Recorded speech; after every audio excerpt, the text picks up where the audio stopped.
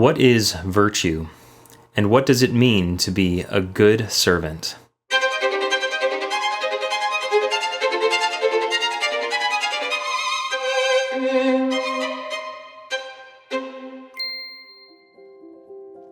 The word virtue comes from the Latin root virtus, meaning strength through straining, or the union of knowing and doing.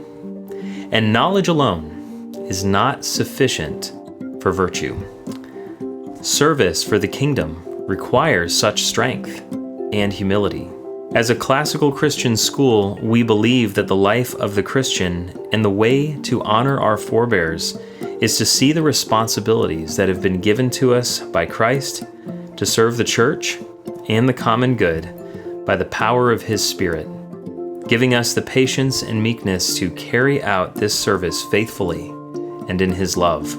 If you want to know more about education for virtue, I would strongly recommend to you David Hicks' book, Norms and Nobility. This is a treatise on classical education, where David Hicks is making the assertion that the ultimate fruit of education ought to be a life of virtue. It's not the easiest book to read, but like many of the books I'm going to recommend in these videos, I would strongly challenge you to take it up, and even if you're only gleaning 20 to 30% of what they're getting at, it is a worthwhile effort. So many of these books, when I've read them the first time myself, I didn't necessarily understand everything that they were getting at.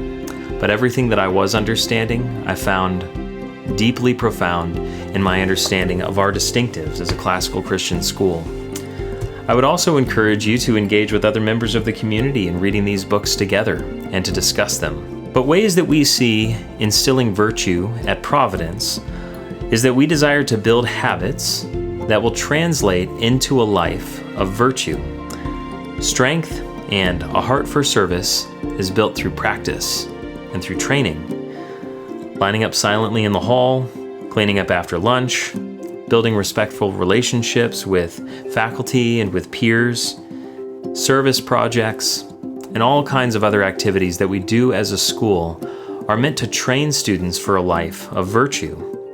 And we hope to see that these routines and these singular activities will instill and impress that sense of virtue in our students, because ultimately it's not about their actions or about their behaviors. We want to see the inner person changed. Ways that you can incorporate this at home would be to give your children opportunities to serve the family, take up opportunities as a family to serve at your church or in your community, and show and model to your children how to do such service joyfully and to see the great delight that comes out of a life of virtue.